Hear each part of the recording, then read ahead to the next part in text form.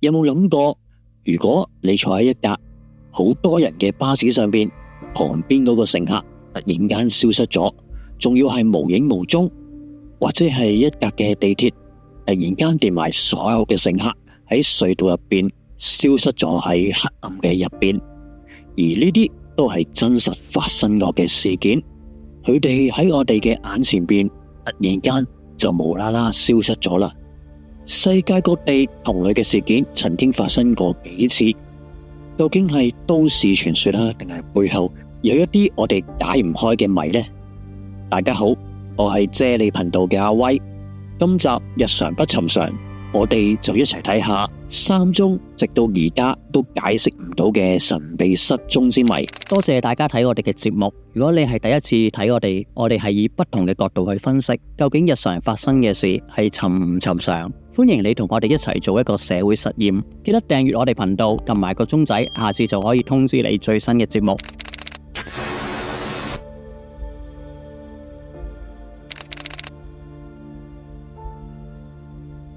1926年10月30號萬聖節嘅週末啦，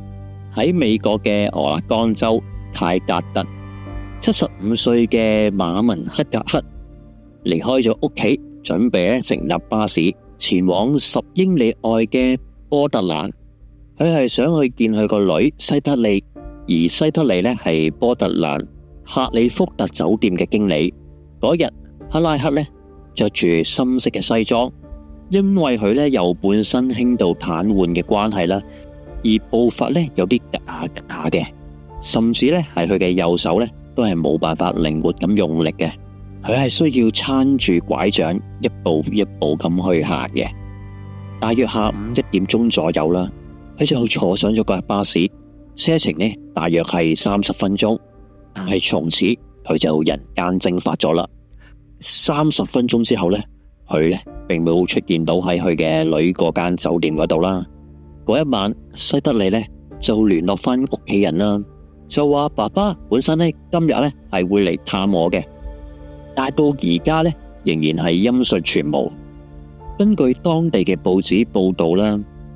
有人話當日呢喺波特蘭市中心嘅阿姆希爾街巴士嘅總站呢，曾經見過克拉克嘅，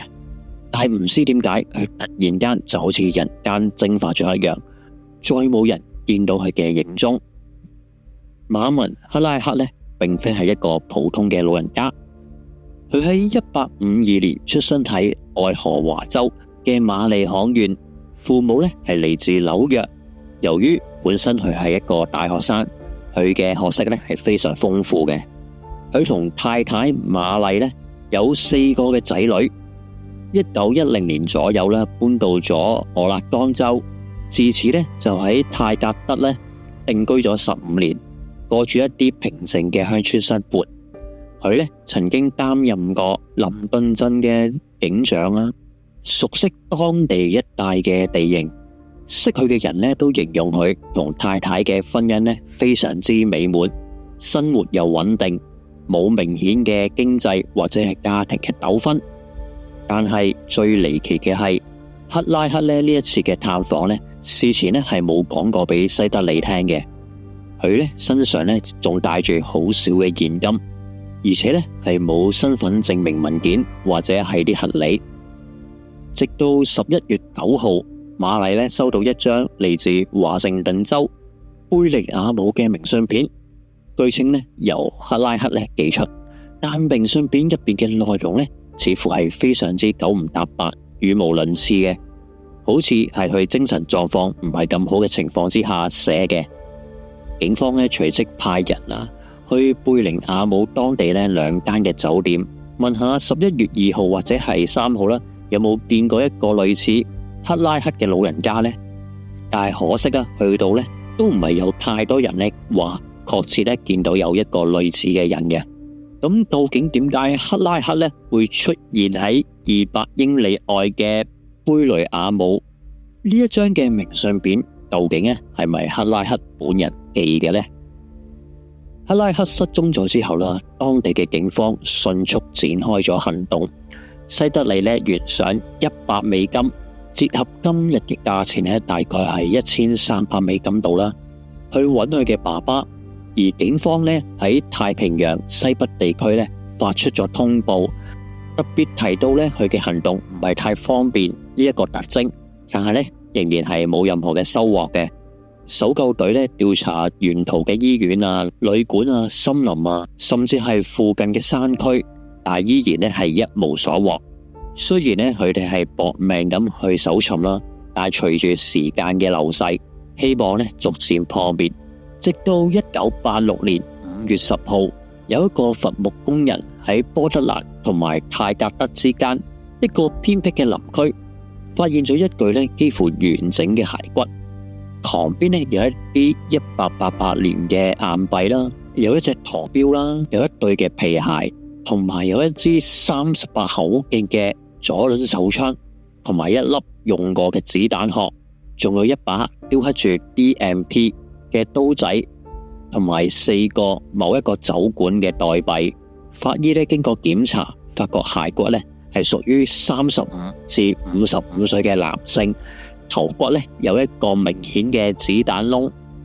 推斷呢佢係自殺嘅，死亡時間呢大約係1920年。而克拉克嘅孫女呢睇咗報道之後呢，就覺得嗰個呢就係佢阿爺嚟嘅。但係當時嘅科技呢冇而家咁先進啦，所以呢冇辦法檢驗佢嘅身份。直到2011年，俄勒岡州法醫官尼基曼斯重新啟動調查，提取咗骸骨嘅 DNA。直到2018年，克拉克嘅曾孫女柏姆呢提供咗 DNA 嘅比對，就證實咗嗰個骸骨並非係克拉克嚟嘅。咁究竟呢一個骸骨係邊個嚟呢？克拉克又究竟去咗邊呢？克拉克呢嘅失蹤到而家呢仍然係撲朔迷離。有人呢推測佢呢因為健康嘅問題或者精神嘅混亂選擇自殺。有人就推測貝寧厄姆嘅明信片可能係佢蕩失路，但係呢因為佢嘅精神狀況嘅問題，所以呢就寄翻去屋企。無論如何，呢一宗案件呢係美國最舊嘅不解失蹤之謎，仍然呢收錄喺國家失蹤同埋身份不明人士系統入邊。而正正因為呢宗嘅案件激發咗 DNA 技術嘅應用熱潮，咁你又覺得克拉克點解會坐下巴士無啦啦神秘失蹤呢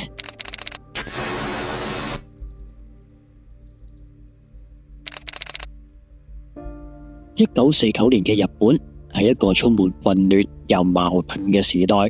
喺世界大戰結束咗第4年啦，日本就喺戰爭嘅廢墟中掙扎重建。當時呢嘅國際局勢風雲變色，冷戰呢拉開咗序幕，美國同蘇聯呢針鋒相對，中國嘅國共內戰呢啱啱先結束，啱啱成立咗中華人民共和國啦。國民政府退守台灣，朝鮮半島呢分裂為南北韓，緊張氣氛呢喺第2年嘅韓戰埋下咗伏筆。而喺日本國內呢，情況呢相對係比較差嘅，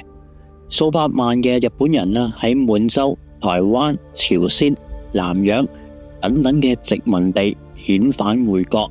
人口暴增，糧食物資呢都極度短缺，失業率暴升，民不聊生。呢一種絕望嘅環境之下，俾左翼嘅勢力迅速崛起。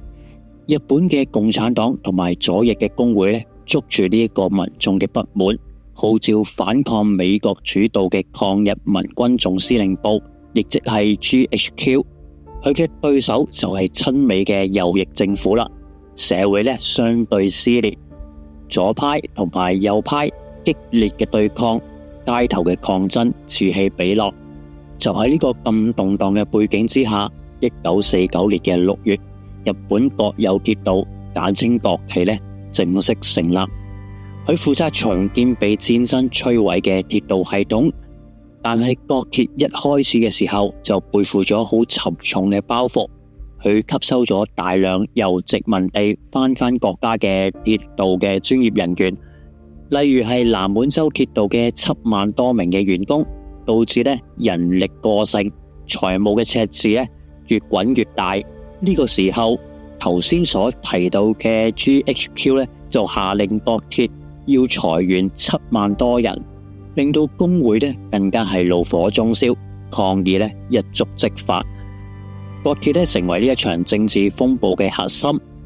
而之後發生嘅3宗事件就令到呢一個啱啱成立嘅機構咧陷入咗前所未有嘅危機。喺1949年嘅夏天，短短嘅2個月入邊，國鐵咧接連發生咗3宗離奇嘅事件，震驚咗全個日本。等我哋睇下發生咗啲乜嘢事。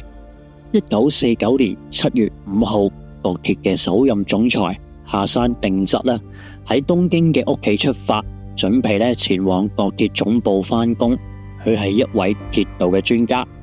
，1901年出世啦，畢業喺東京帝國大廈機械工學科。佢曾經做過名古屋同埋東京鐵道嘅局長，經驗咧係非常之豐富。但係咧，佢就要被逼接手國鐵呢一個燙手嘅山芋。原因就正如頭先所講啦，國鐵本身咧就已經係一個財務好有問題嘅機構。嗰一日嘅朝頭早，下山咧突然間失蹤，冇人知道佢去咗邊度。直到7月6號嘅凌晨，佢嘅遺體被發現咧倒臥喺東京都足立區嘅常盤線嘅鐵軌上邊，已經咧被一架嘅貨車咧碾過，慘不忍睹。咁佢咧究竟係自殺啊、他殺啊，定係一場意外呢？下山嘅屍體嘅狀況顯示，佢好可能咧被火車碾過之前咧就已經死亡，有好大他殺嘅嫌疑性。但係唔知點解啦，警視廳咧就好快已經結案，並且咧就話佢係自殺嘅。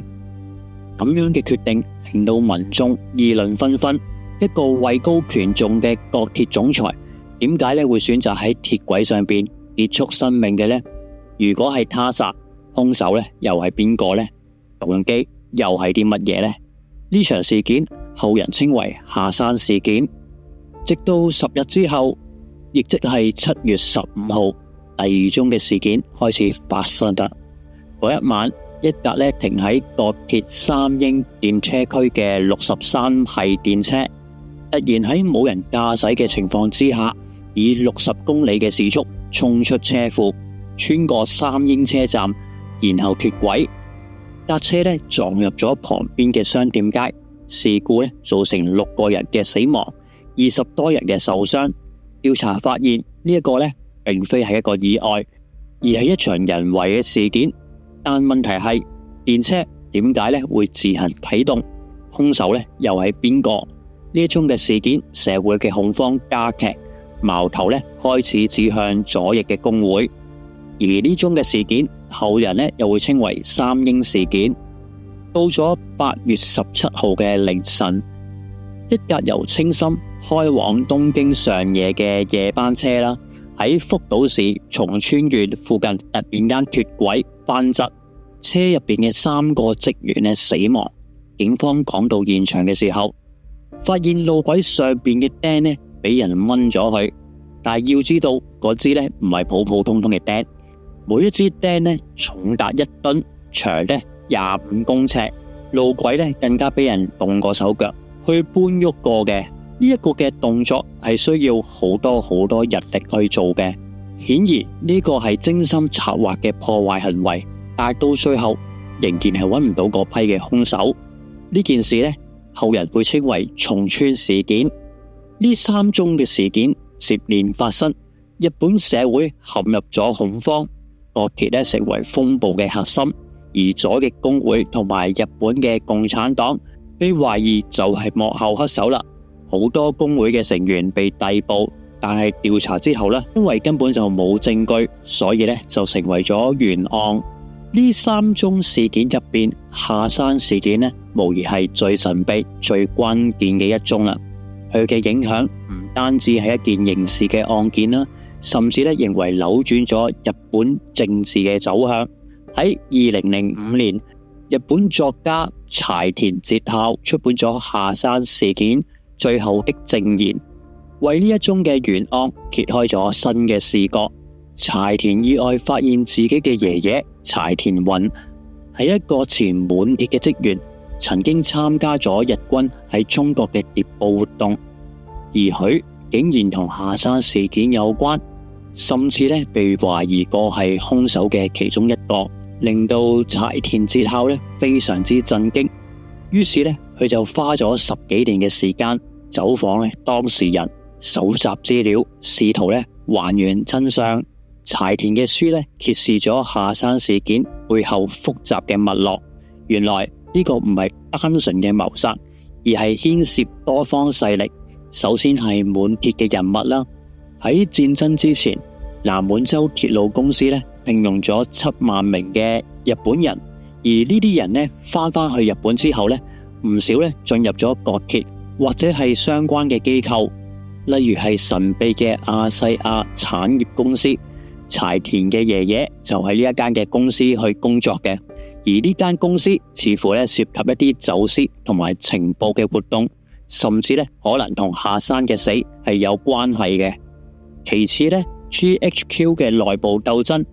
當時有傳佢哋相當之分裂，有人就話利用下山事件打擊左翼嘅勢力，鞏固美國嘅控制，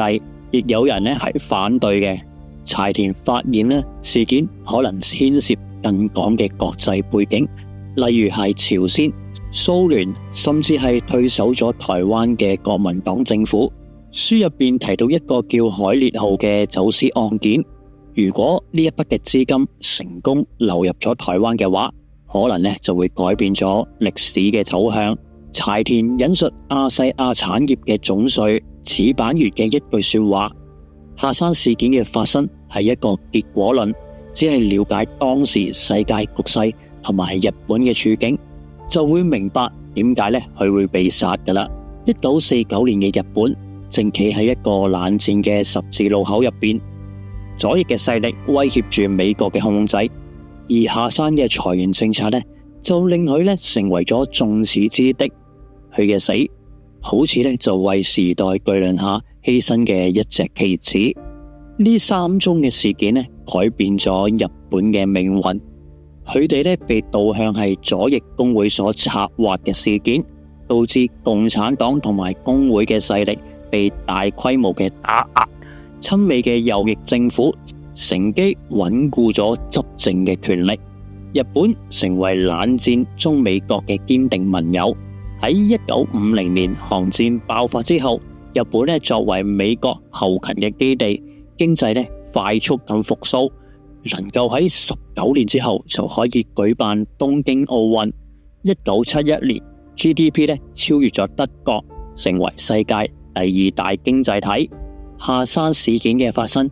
仿佛係一根嘅導火線，加速咗一切嘅發生。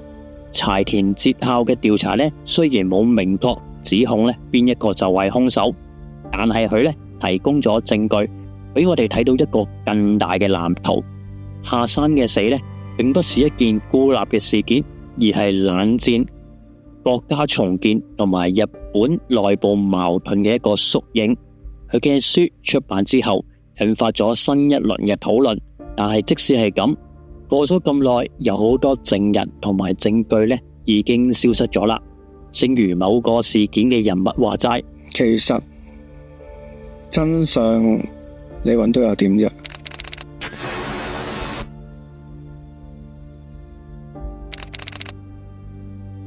？1975年4月1號嘅夜晚，喺莫斯科地鐵嘅系統如常運行，大約喺夜晚嘅10點左右，白俄羅斯站嘅站台上邊，乘客都着住好厚嘅衫褲啦，等待住開往布萊斯洛站嘅列車。呢段嘅路線大約係14分鐘嘅路程，但就成為咗一段永遠唔會完成嘅旅程啦。一架嘅地鐵駛入咗隧道，車廂入邊嘅乘客喺度閱讀緊報紙或者喺度閉目養神，冇人預料到即將發生嘅神秘事件。列車就咁樣消失得無影無蹤，連同車入邊數十名嘅乘客，仿佛一瞬間被黑暗吞噬咗。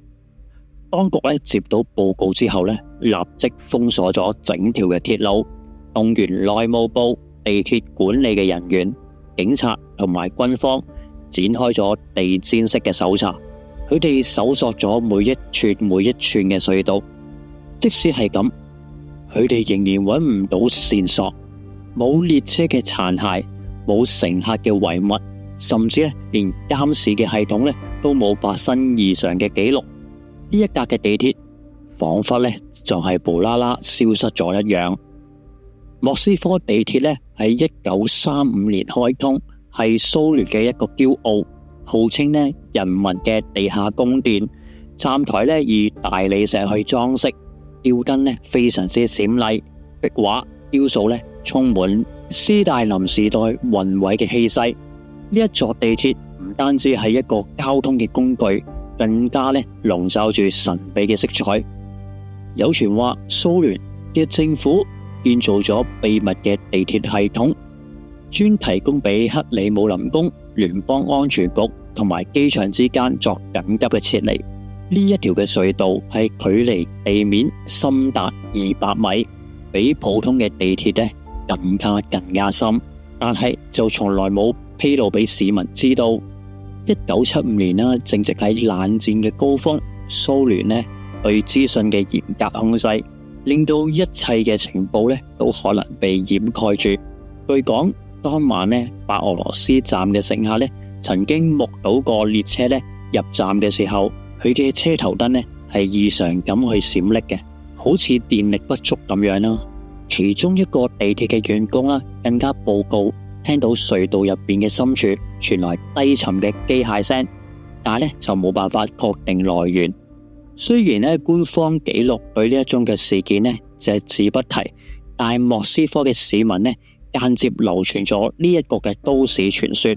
一名站台嘅清潔工話，失蹤當晚佢見到列車嘅車窗閃過一道詭異嘅藍光，隨後列車駛入咗隧道之後就消失得無影無蹤啦。另一名隧道維修嘅工人提到，事發後幾日佢喺檢查線路嘅時候，發現咗一個異常嘅牆壁嘅裂縫，隱約透出咗一啲嘅涼風。但係呢個時候就俾上級勒令要停止調查。莫斯科有一啲嘅市民特登走入去探險，佢哋話1970年代曾經發現過一個被重型鐵門封鎖咗嘅門口，而門嘅後邊傳嚟低沉嘅機械聲音。佢哋就推測呢個嘅地鐵可能誤入咗一個秘密嘅線路，所以就俾政府永遠咁封存咗。亦有傳言話搜救隊喺隧道入面發現微量嘅輻射痕跡，暗示可能係一場失敗嘅科學實驗。但當然啦，呢啲嘅流傳都係當都市傳說咁聽下就算啦。更有人認為列車可能進入咗時空嘅裂縫，形形色色好多嘅都市傳說都喺嗰一刻發生。講到呢度，你又相信地鐵點解會無啦啦消失呢？其實如果你有留意成件事件嘅核心同埋細節嘅話，你就會揾到事實嘅答案噶啦。我哋翻去呢件事嘅一開頭，呢一件事係發生1975年4月1號，冇錯，呢個係愚人節，當地嘅報紙發出嘅一個假新聞，所以由頭到尾根本就唔存在地鐵消失嘅事件嘅。好啦，今集就到此為止啦。如果中意今集嘅內容，不妨俾個 like， 訂閱我哋嘅頻道，撳埋個鐘仔，一有最新嘅內容就可以即刻通知你㗎啦。仲可以訂閱埋我哋其他嘅社交平台，包括係 Facebook、IG 同埋 Threads，嗰度有啲額外嘅資訊。如果你對今集嘅內容有咩特別嘅睇法，不妨留言話俾我哋聽。我係啫喱頻道嘅阿威，我哋下集再見啦。